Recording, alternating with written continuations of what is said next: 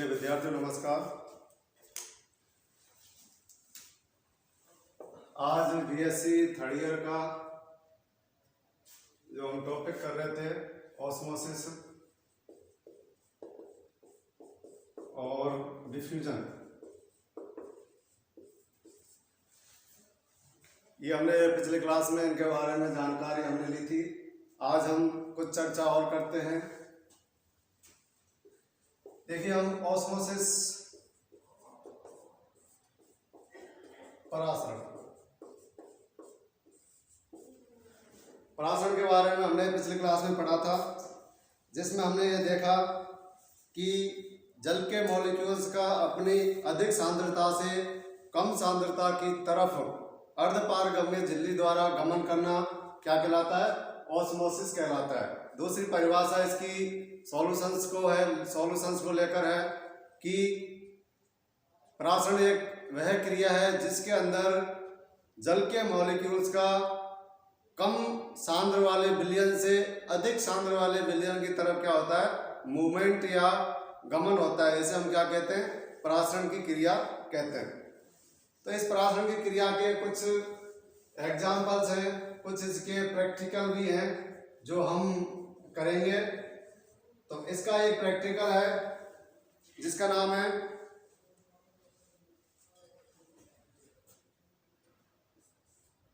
Osmometer.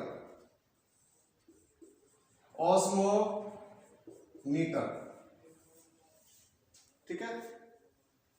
परासरण की क्रिया को समझाने के लिए एक प्रैक्टिकल है जिसका नाम है आलू द्वारा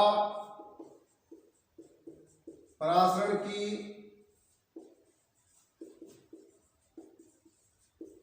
क्रिया को प्रदर्शित करना, जिसे हम क्या कहते हैं? ऑस्मोमीटर। इस प्रैक्टिकल के अंदर हमें क्या करना होता है? आलू लेते हैं जो आपके घरों में या मार्केट में हमें मिलता है। इस आलू का जो छिलका है वो हम चाकू की सहायता से इसका छिलका जो है वो छील देते हैं। तो यहाँ पर जो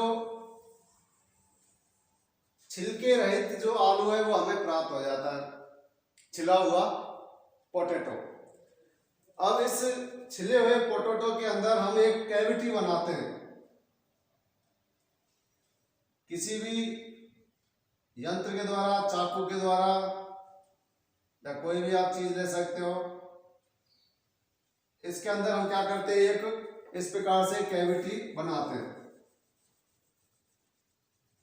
तो इस प्रकार की जो ये स्ट्रक्चर है आलू की, जिसके अंदर हमें खांच हमने बना ली है और ये आलू की कुछ हिस्सा जो है वो बचा हुआ है। ठीक है। इसको कहते हैं हम ऑस्मोमीटर। ये जो यंत्र जो हमने ये बनाया इस प्रकार से प्रैक्टिकल करने के लिए, इसको क्या कहते हैं? हम ऑस्मोमीटर। अब इस ऑस्मोमीटर के द्वारा हम जो परासरण या ऑस्मोसिस की जो क्रिया विधि है, ठीक है, इसको हम क्या करते हैं? प्रदर्शित करते हैं। तो इसके लिए हम कुछ सॉल्यूशंस का इस्तेमाल करते हैं।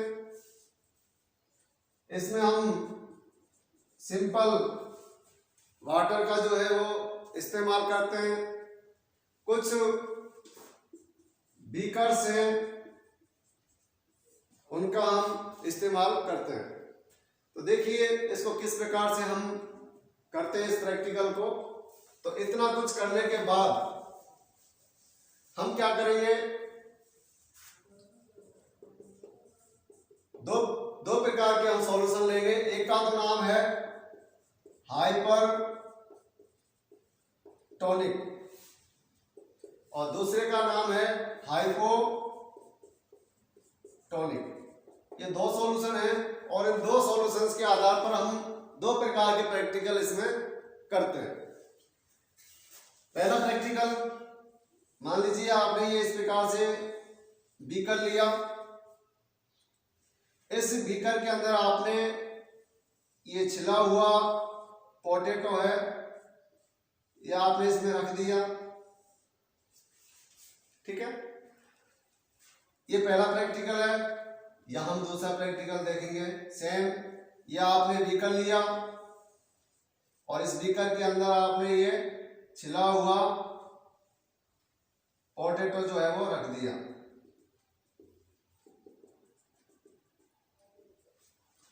Practical number 2। अब देखिए यहां क्या करते हैं। दो प्रकार के सॉल्यूशन है, पहला और दूसरा। पहला जो है वो कौन सा है, हाइपरटोनिक, अति परासरणी विलयन। तो यहां देखिए इस हाइपरटोनिक सॉल्यूशन का जो पहला है, इसको हम कहीं भी ले सकते हैं, अंदर ले सकते हैं या बाहर ले सकते हैं। इसको मान लीजिए आपने बीकर में डाल दिया, ये बीकर है और इसमें बीकर में आपने इसको भर दिया। ये यहां पर कौन सा सॉल्यूशन है, हाइपरटोनिक।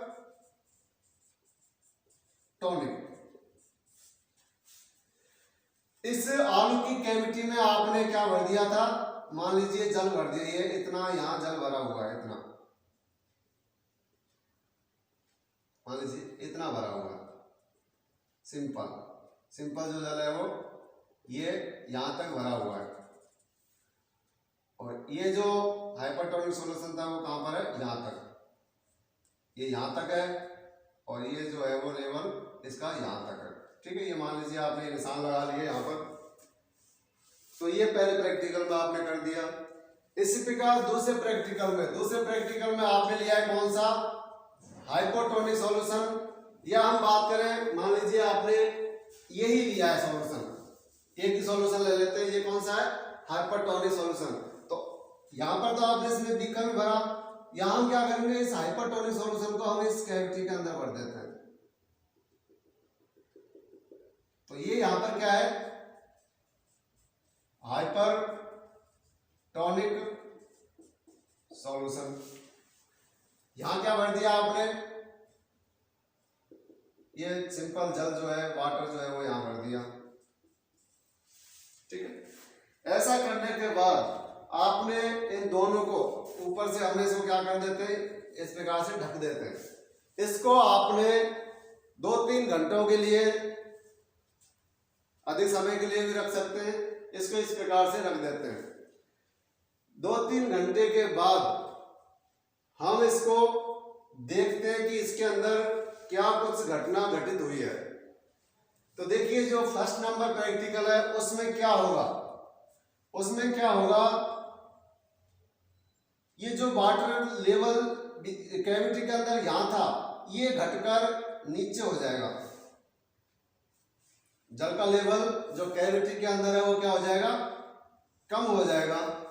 और बीकर के अंदर जो जल का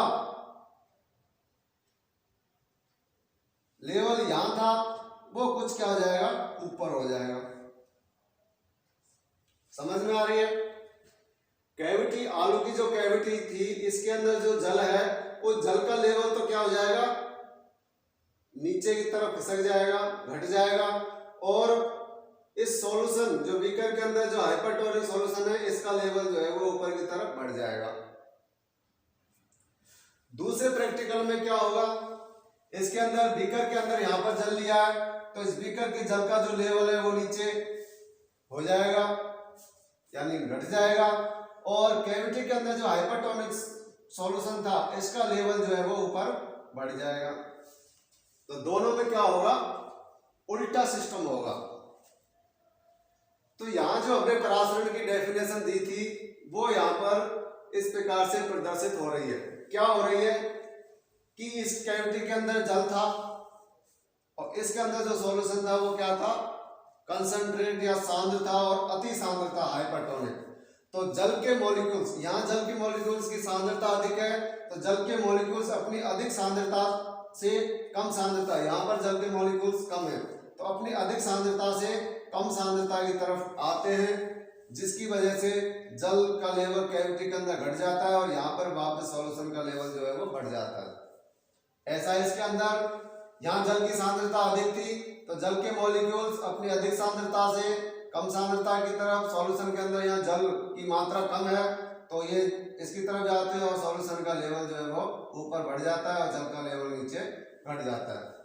ठीक है, तो ये उल्टा प्रदर्शन हो रहा है, यानी कि एक के अंदर तो आलू के अंदर, और यहाँ ये जो आलू की जो लेयर है, ये जो चीज है वो किस तरह कार्य कर रही है, सेमी परमेबल मेम्ब्रेन, अर्धपारगम्य झिल्ली की तरह यहाँ पर ये कार्य कर रही है, जिसके द्वारा जल के मॉलिक्यूल्स गुजरते हैं, ठीक है, बाहर निकलते हैं और इसके द्वारा ही अंदर प्रवेश करते हैं। तो यहाँ पर ये दो प्रकार की क्रिया हुई, जल के मॉलिक्यूल्स किसी कोशिका से या किसी पाथ से बाहर निकलना, तो इसको कहते हैं हम एक्सोस्मोसिस, एक्सोस्मोसिस, और यहाँ पर उसके अंदर एंट्री करना किसी सेल के अंदर, इसको कहते हैं हम एंडोस्मोसिस। एक्सोस्मोसिस बहिःपरासरण और एंडोऑस्मोसिस अंतःपरासरण।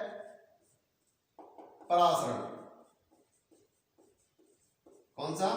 अंतःपरासरण।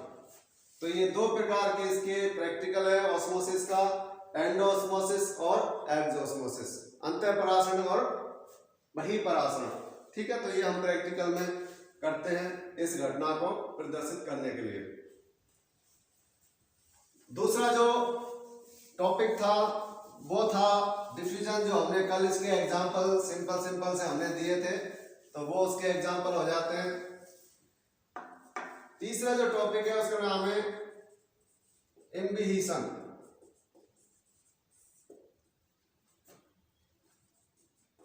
अंतःशोषण।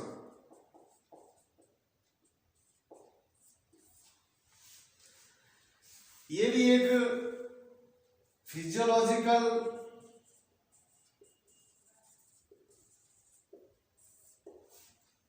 प्रोसेस या आपने क्रिया है। ये भी एक शारीरिक प्रकार की क्या है, क्रिया है, जो पादपों में या किसी भी प्रकार से किसी भी चीज के अंदर ये घटित हो सकती है। इसमें है क्या, इसकी डेफिनेशन यदि हम बात करें, किसी भी ठोस पदार्थ के द्वारा, ठोस पदार्थ के द्वारा जल का जो एब्जॉर्प्शन है, अवशोषण है, वो क्या कहलाता है, इम्बिहिशन कहलाता है, इम्बिहिशन। ठीक है, जैसे मान लीजिए ये चौक है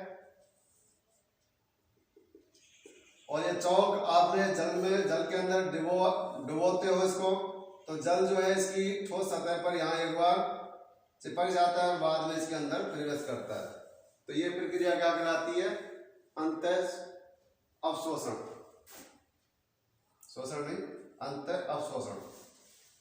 ठीक है, इसके कुछ और एग्जाम्पल हैं जो अपने प्लांट बॉटनी के अंदर काम में आते हैं, जैसे कि सीड का जर्मिनेशन। सीड का जर्मिनेशन, बीज का अंकुरित होना।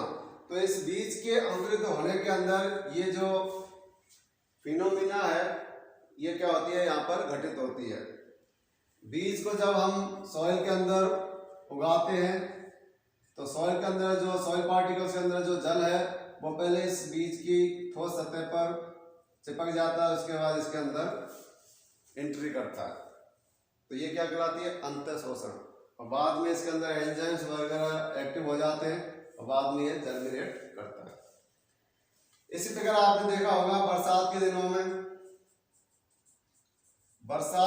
दिनों में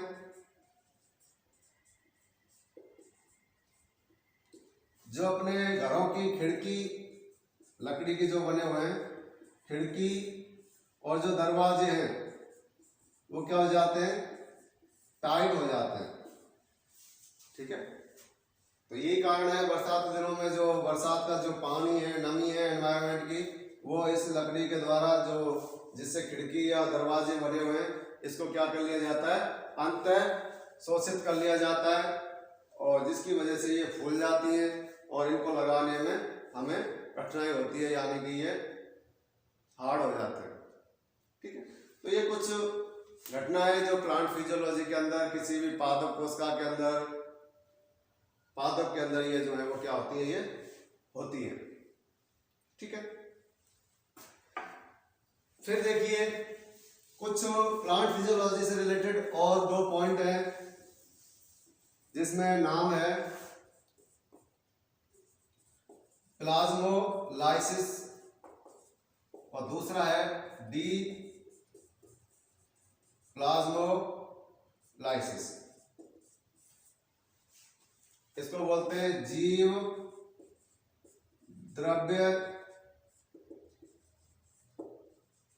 कुंचन, इसको बोलते हैं जीव द्रव्य विकुंचन। ठीक है, प्लाज्मोलाइसिस और डीप्लाज्मोलाइसिस ये क्या है? इसमें प्लाज्मो यानी प्लाज्मा का, प्लाज्मा यानी प्लाज्मा जो जीव द्रव्य है, प्लाज्मो। ठीक है,